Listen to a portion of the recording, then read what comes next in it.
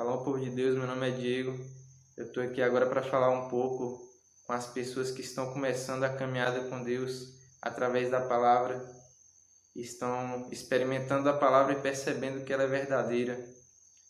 A Bíblia diz em 1 Pedro 2,2: Desejai como meninos recém-nascidos o puro leite espiritual, a fim de por ele cresceis para a salvação.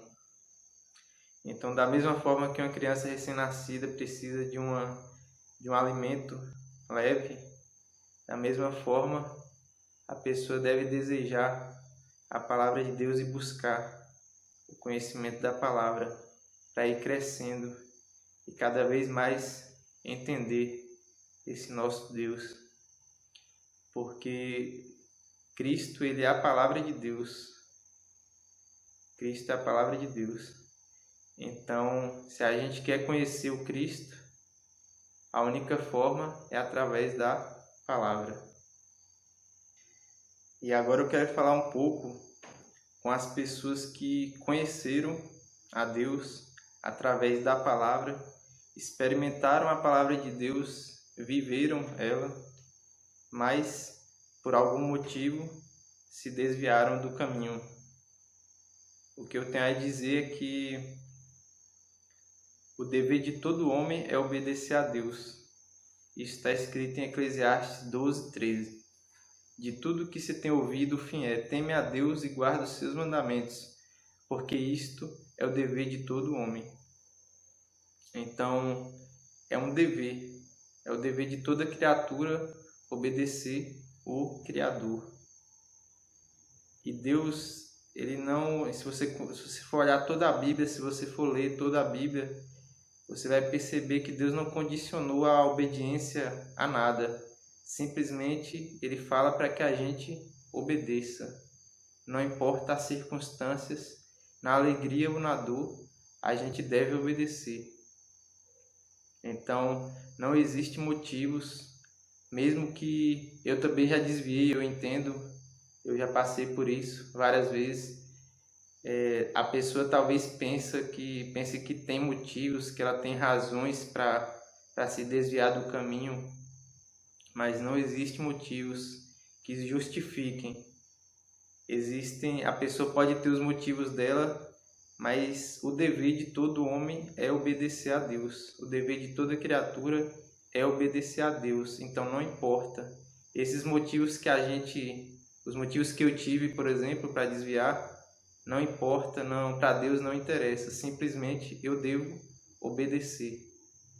Jesus, ele ensinou aquela parábola, ele conta que, ele fala das 100 ovelhas, ele fala que uma delas se desviou, a ovelha perdida, né? Ela se desviou, ela se perdeu das outras, do rebanho.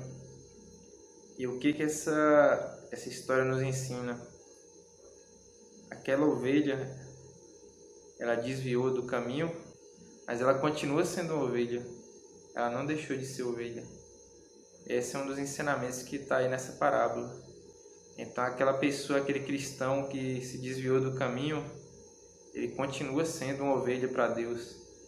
Deus, ele vai tentar a todo momento, sempre resgatar aquela ovelha para o rebanho. Então, se você é uma dessas ovelhas que desviou do caminho, você continua sendo ovelha. E Deus sempre ele vai tentar te levar de volta para o caminho da verdade e da salvação.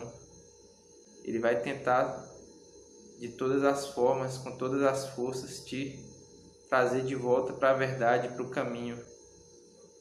caminho da salvação. E para finalizar, eu alerto a mim mesmo e alerto aquelas pessoas que se consideram cristãos e consideram que estão obedecendo a Deus, que estão em obediência.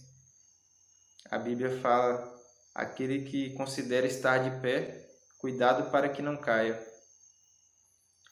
E também o que Deus falou para Caim: o pecado jaz à porta, cabe a você dominá-lo. E também aquela mensagem que Jesus sempre falava quando ele libertava uma pessoa. Ele falava: vá e não peques mais. Todos nós somos pecadores.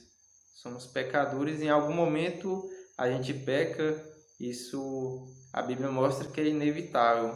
Em algum momento a gente vai pecar. Em algum momento isso vai acontecer. Porque todos somos pecadores, é a nossa natureza. Mas devemos nos afastar do pecado, devemos evitar o pecado. A gente não pode pecar deliberadamente. Esta é a diferença. Essa é a diferença entre uma pessoa que está em obediência e a pessoa que não está. Então devemos viver afastados do pecado, evitando o pecado, evitando de todas as formas. Porque inclusive o pecado ele se origina no nosso interior, é no pensamento, é no coração.